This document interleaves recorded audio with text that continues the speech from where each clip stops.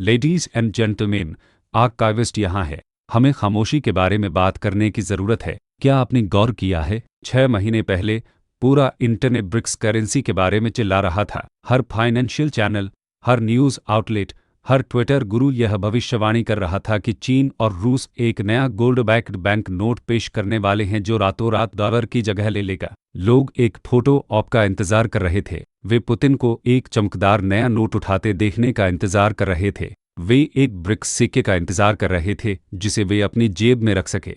और फिर कुछ नहीं हुआ। समिट आया और चला गया। कोई बैंक नोट नहीं था, कोई सिक्का नहीं था, और मुख्य धारा के मीडिया ने हंसी उड़ाई। उन्होंने कहा, देखा, ये सब कल्पना थी। यह था। ब्रिक्स एक लंच मेनू पर भी सहमत नहीं हो सकते। एक करेंसी की तो बात ही छोड़ दो। डॉलर सुरक्षित है, वापस सो जाओ। लेकिन मैं यहाँ आपको बताने आया हूँ कि यह आधुनिक वित्तीय इतिहास का सबसे बड़ा मिसडायरेक्शन था। जब आप एक ऐसी करेंसी की तलाश कर रहे थे जिसे ग्रोसरी स्टोर पर खर्च किया जा सके, पूरब एक ऐसी करेंसी बना रहा था जो डेट मार्केट को नष्ट करने के लिए डिज़ाइन की गई थी। जब मीडिया बैंक नोट की कमी का मजाक उड़ा रहा था, मॉस्को और बीजिंग के टेक्नोक्रेट एक सेटलमेंट टोकन के कोड को अंतिम रूप दे रहे थे। उन्होंने लोगों के लिए करेंसी नहीं बनाई, उन्होंने राज्यों के लिए करेंसी बनाई। इसे यूनिट कहा जाता है। और टेक्निकल वाइट पेपर में, एक ऐसे दस्तावेज में जिसे पश्चिम में लगभग किसी ने पढ़ने की जहमत नहीं उठाई, गहरे छिपा हुआ एक नियम है जो सोने के बाजार को हमेशा के लिए तोड़ने वाला है। यह सोना खर्च करने के बारे में नियम नहीं है, यह सोने को लॉक करने के बारे में नियम है। यह एक मैकेनिज्म है जो पूरे ब्रिक्स ट्रेड ब्लॉक को फिजिकल मेटल के लिए वैक्यूम क्लीनर में बदल देता है। और आज हम 40% लॉक को देखने वाले हैं। हम इस नई मशीन के हुड को खोलने वाले हैं और आपको दिखाएंगे कि पूरब से खामोशी विफलता का संकेत नहीं है, यह एक हथियार के लोड होने की खामोशी है। यूनिट को समझने के लिए आपको पैसे के बारे में जो कुछ भी जानते हैं उसे भूलना होगा। पश्चिम में हम पैसे को कुछ ऐसा मानते हैं जो आपके पास हो। आपकी वॉलेट में डॉलर हैं, आपके बैंक अकाउंट में यूरो हैं, लेकिन यूनिट भौतिक दुनिया में मौजूद नहीं है। आप कभी एक को हाथ में नहीं लेंगे, आप कभी एक से कॉफ़ी नहीं खरीदेंगे। यूनिट वह है जिसे हम अकाउंट की एक यूनिट कहते हैं। यह एक भूत मानक है। इसे SDR की तरह समझिए, स्पेशल ड्राइंग राइट्स जिसे IMF इस्तेमाल करता है, लेकिन दांतों वाला। यह सेंट्रल बैंकों के बीच एक डिजिटल लेजर पर बैठता है। यह कैसे काम करता है? मान लीजिए ब्राज़ील चीन को सोयाबीन बेचना चाहता है। वर्तमान में उन्हें आमतौर पर रियल को डॉलर में और फिर डॉलर को युआन में बदलना पड़ता है। अमेरिकी डॉलर हर व्यापार के बीच में बैठा है, एक फीस लेता है और इससे भी ज़रूरी, उस व्यापार पर प्रतिबंध लगाने की शक्ति रखता है। यूनिट बिचौलिए को हटा देती है, लेकिन यह सिर्फ डॉलर को युआन से रिप्लेस नहीं करती, क्योंकि ब्राज़ील अरबों युआन नहीं रखना चाहता जिसे चीन अवमूल्यन कर सकता है, और चीन अरबों रियल नहीं रखना चाहता। वे एक दूसरे पर भरोसा नहीं करते, इसलिए उन्हें एक न्यूट्रल आर्बिटर की ज़रूरत है। उन्हें एक रेफरी की ज़रूरत है जिसे प्रिंट नहीं किया जा सकता, जिस पर प्रतिबंध नहीं लगाया जा सकता और जिसका अवमूल्यन नहीं किया जा सकता। यह वह जगह है जहां सिस्टम के आर्किटेक्ट सर्गेई ग्लेज़ियर ने अपना एस्कॉर्ड खेला। उन्होंने सिर्फ एक डिजिटल टोकन प्रस्तावित नहीं किया, उन्होंने एक हार्ड एंकर वाला टोकन प्रस्तावित किया। मेरे पास टेक्निकल स्पेसिफिकेशन यही हैं। प्रस्ताव के अनुसार यूनिट का मूल्य मनमाना नहीं है, यह गणितीय रूप से एक बास्केट द्वारा परिभाषित है। बास्केट 2 भागों से बना है। 60% ब्रिक्स स्थानीय मुद्राओं रियल, रूबल, रुपया, युआन, रैंड का भारत औसत है। यह टोकन को तरलता देता है, इसे स्थानीय अर्थव्यवस्थाओं से जोड़ता है। लेकिन बाकी 40% फिजिकल गोल्ड है। उस नंबर को हल्के में न ले। आधुनिक बैंकिंग दुनिया में 40% गोल्ड बैकिंग अभूतपूर्व है। अमेरिकी डॉलर की 0% बैकिंग है, यूरो की 0% बैकिंग है। 19वीं सदी के क्लासिक गोल्ड स्टैंडर्ड के तहत भी बैंक अक्सर 10 या 20% के फ्रैक्शनल रिजर्व पर चलते थे, लेकिन यूनिट को 40% की जरूरत है। इतनी ऊंची क्यों? क्योंकि जैसा मैंने कहा, ये राष्ट्र एक दूसरे पर भरोसा नहीं करते। भारत चीन पर भरोसा नहीं करता, रूस ब्राज़ील पर भरोसा नहीं करता। एकमात्र चीज जिस पर वे सभी भरोसा करते हैं, एकमात्र चीज जिसमें कोई काउंटर पार्टी रिस्क नहीं है, वह है सोना। तो सिस्टम को काम कराने के लिए भारत को इस डिजिटल टोकन को अपने मूल्यवान निर्यात के बदले में स्वीकार करवाने के लिए टोकन सोने जितना अच्छा होना चाहिए। अब यहाँ वह मैकेनिज्म है जिससे लंदन के बुलियन बैंक डरे हुए हैं। हम इसे लॉक कहते हैं।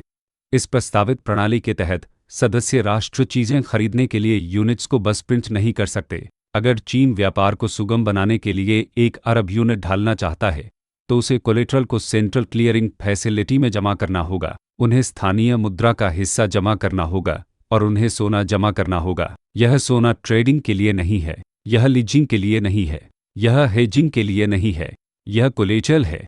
यह वॉट में चला जाता है और वही रहता है। यह प्रभावित रूप से वैश्विक परिचालित आपूर्ति से हटा दिया जाता है। इसे लेजर को बैक करने के लिए लॉक किया जाता है। इसे क्रिप्टो में स्टेकिंग मैकेनिज्म की तरह समझिए, लेकिन फिजिकल बार के साथ। जैसे जैसे ब्रिक्स राष्ट्रों के बीच व्यापार का आयतन बढ़ता है, जैसे जैसे अधिक तेल, अधिक गेहूं और अधिक माइक्रोचिप्स को यूनिट्स में ट्रेड किया जाता है, यूनिट्स की मांग बढ़ती है।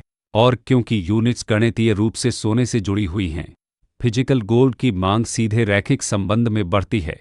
यह एक स्थायी गैर बेचने योग्य बिड बनाती है। हर बार जब यूनिट्स में एक नया व्यापार समझौता हस्ताक्षरित होता है, सेटलमेंट को वैध बनाने के लिए सोने की एक विशिष्ट टन भार खरीदी और तिजोरी में बंद की जानी चाहिए। यह सोने के बाजार की डायनामिक्स को पूरी तरह बदल देता है। पिछले 50 वर्षों से सोना एक सट्टा संपत्ति रहा है।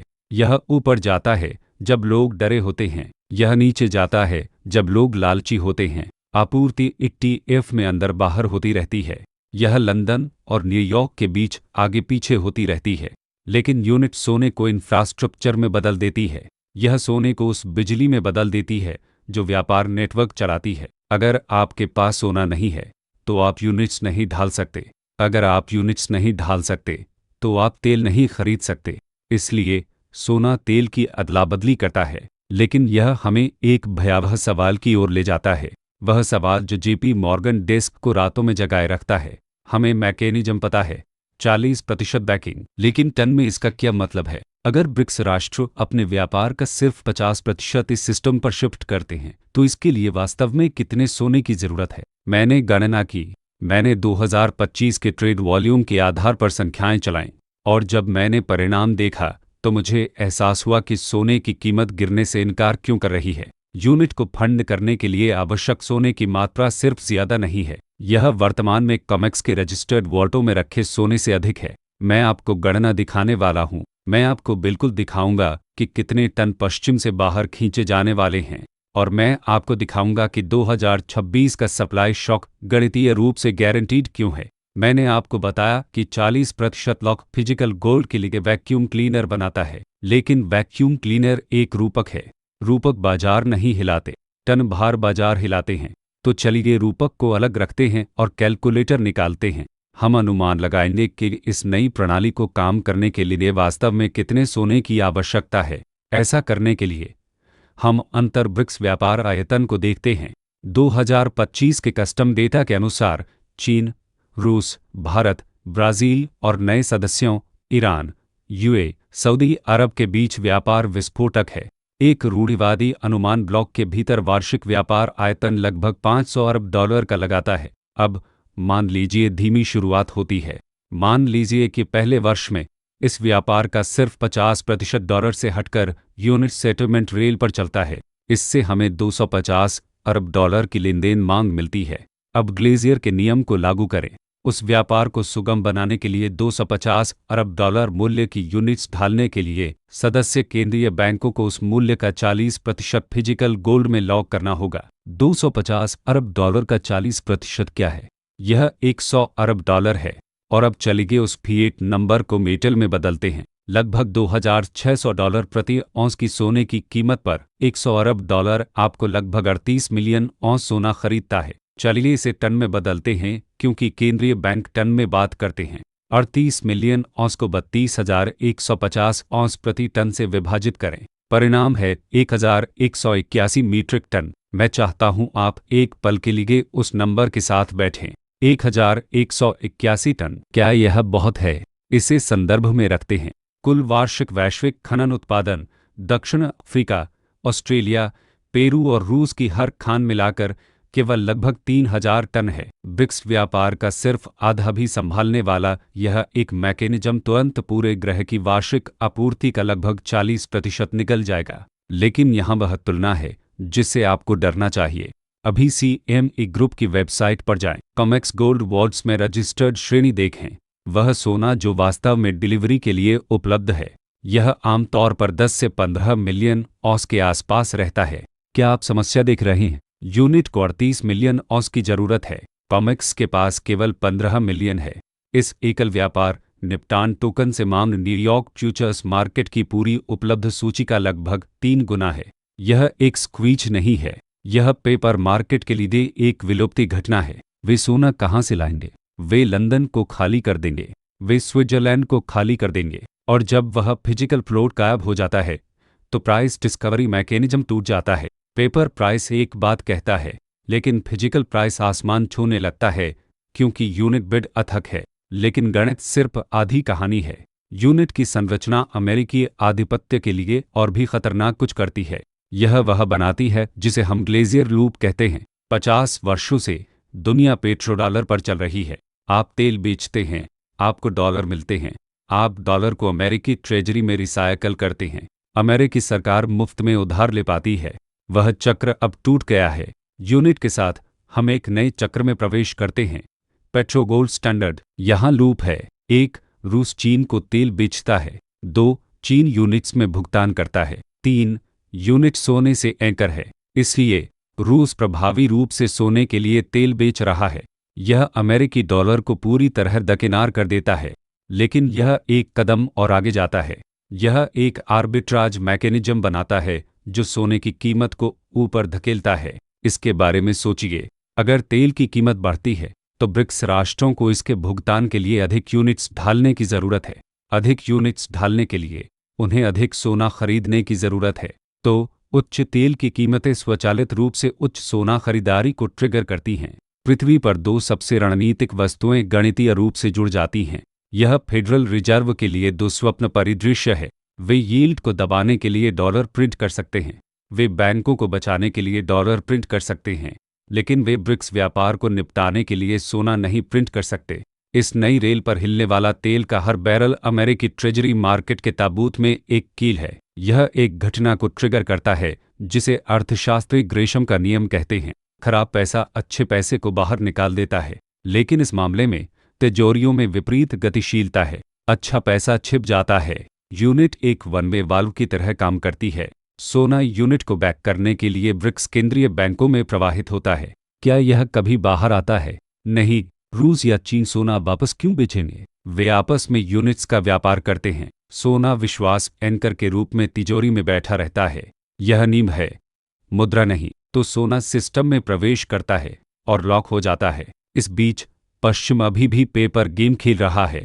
हम सोना लीज पर दे रहे हैं, हम इसे रिहाइपोथिकेट कर रहे हैं, हम लेवरेज 100 से 1 वाले पेपर कॉन्ट्रैक्ट बेच रहे हैं। हम अच्छा पैसा सोना बेचकर खराब पैसा उपभोक्ता सामान और कर्ज खरीद रहे हैं। पूरब विपरीत कर रहा है। वे खराब पैसा अपना निर्यात बेचकर अच्छा पैसा सोना जमा कर रहे हैं। यह प्रवाह तेज हो रहा है और यूनिट का लॉन्च वह क्षण है जब वाल्व पूरी तरह खुल जाता है। 40% लॉक यह सुनिश्चित करता है कि पूरब में जीडीपी विकास का हर प्रतिशत सीधे पश्चिम में फिजिकल कमी में तब्दील हो जाता है। तो हमने गणित स्थापित कर ली है।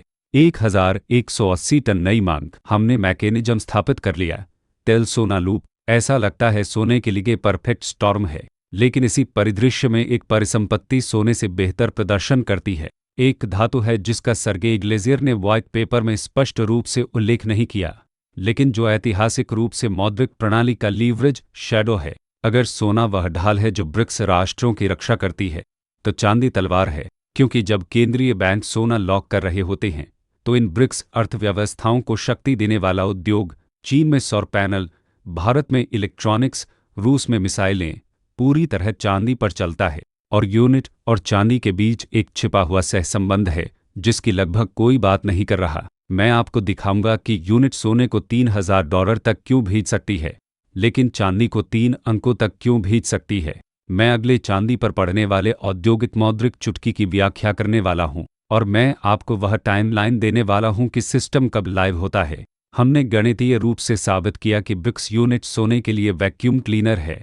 हमने स्थापित किया कि 40% लॉक सोने की कीमत के नीचे एक फ्लोर बनाता है जिसे पश्चिम नहीं तोड़ सकता। लेकिन मुझे पता है कि यह चैनल कौन देख रहा है। मुझे पता है आप अपने सिल्वर ईगल्स के ढेर को देख रहे हैं और पूछ रहे हैं, आर्काइविस्ट, यह सोने के लिए तो बढ़िया है, लेकिन चांदी का क्या? चांदी 40% बास्केट में नहीं है। क्या ग्लेशियर ने हमें पीछे छोड़ दिया? अगर आप ऐसा सोचते हैं तो आप जाल के सबसे शानदार हिस्से को चूक रहे हैं। सोना ढाल है, यह भंडार की रक्षा करती है, यह बचत की रक्षा करती है।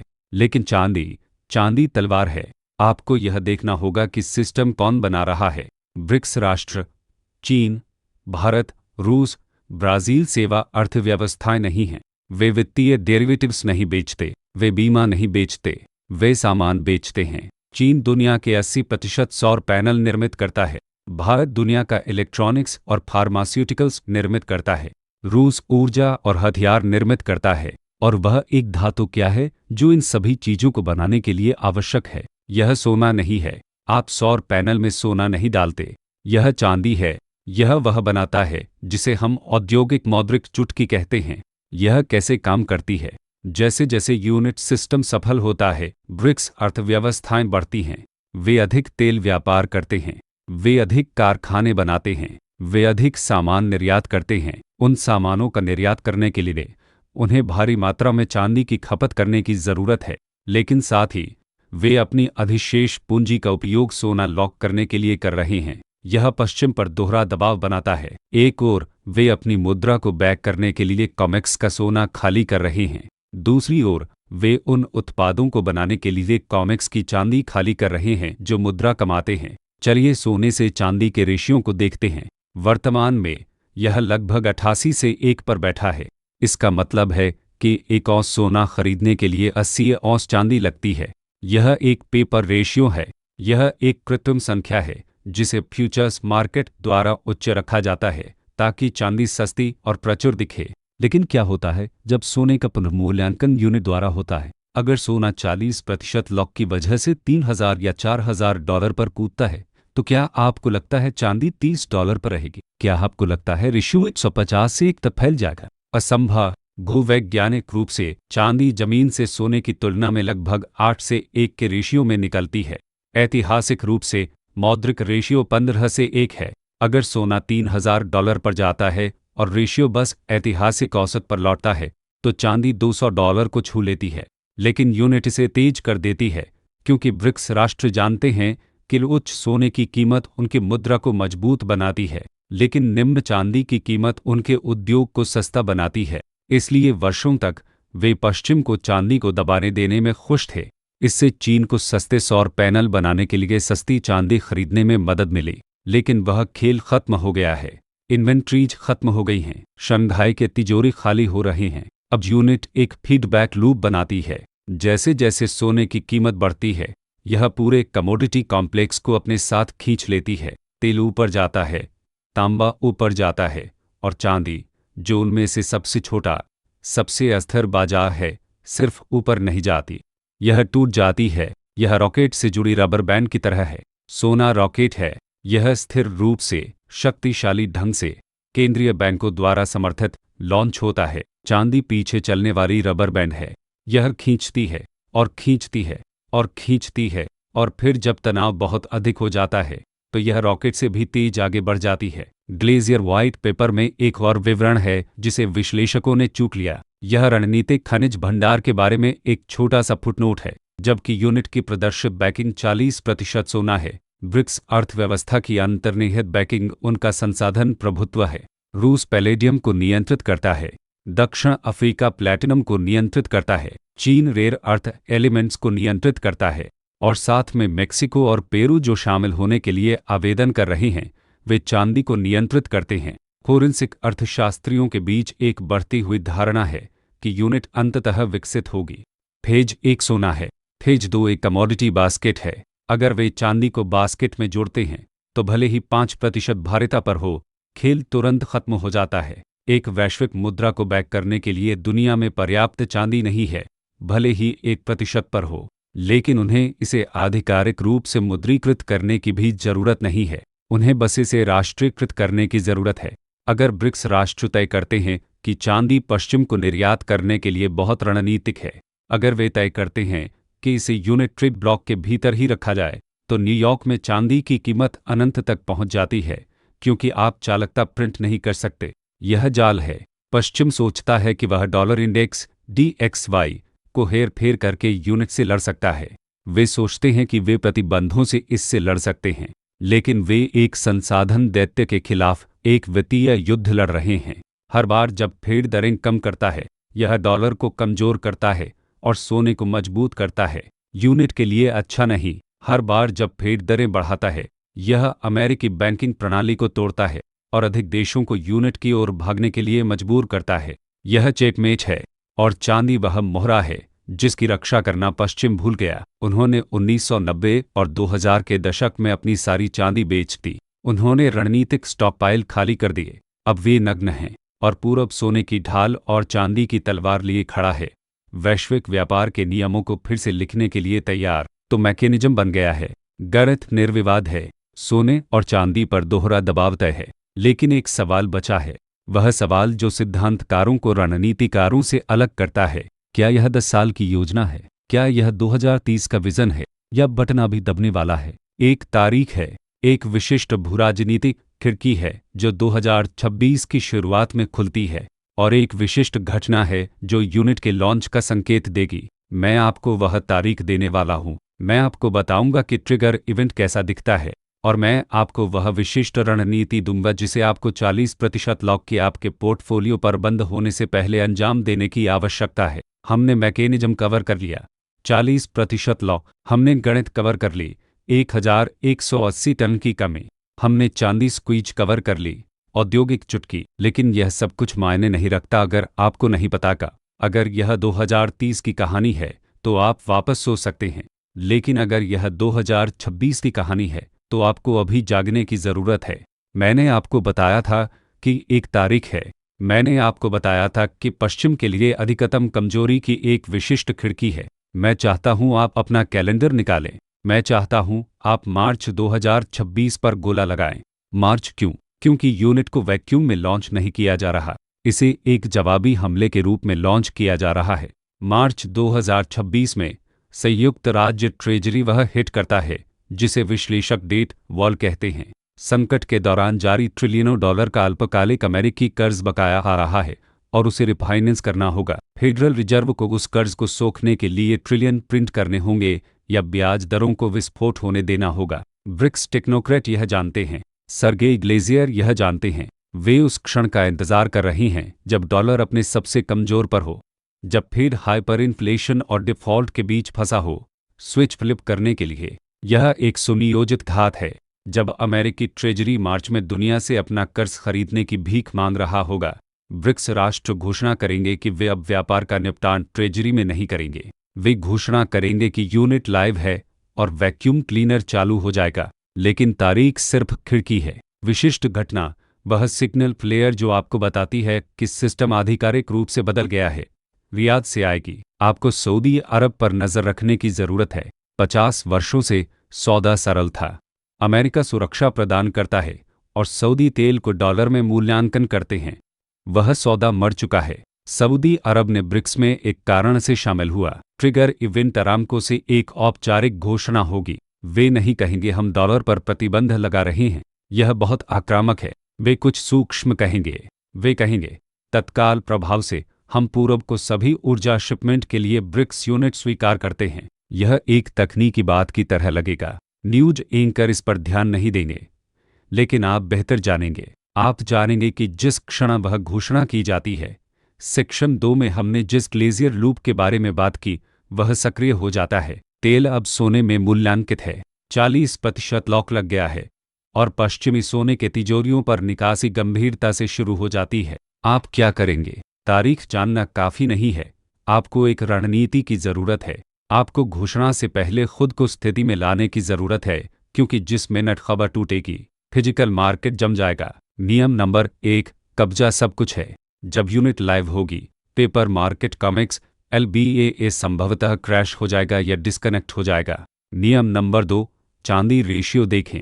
यह आर्काइविस्ट प्लेबुक ट्रेट है। जब यूनिट लॉन्च होगी, सोना पहले चलेगा। केंद्रीय बैंक सोना खरीदते हैं, चांदी नहीं। हम चांदी से सोने का रेशियो 90 या 100 तक फैलते देख सकते हैं।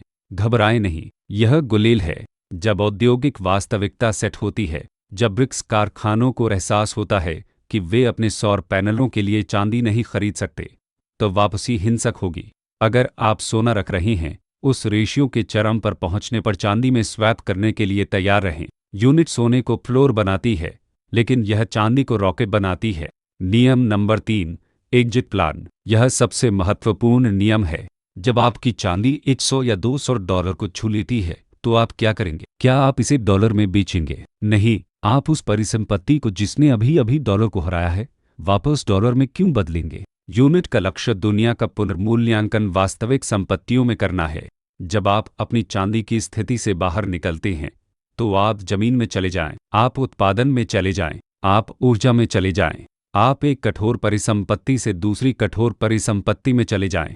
आप फिएट करेंसी को फिर कभी नहीं छुएंगे सिवाय अपने करों का भुगतान करने के।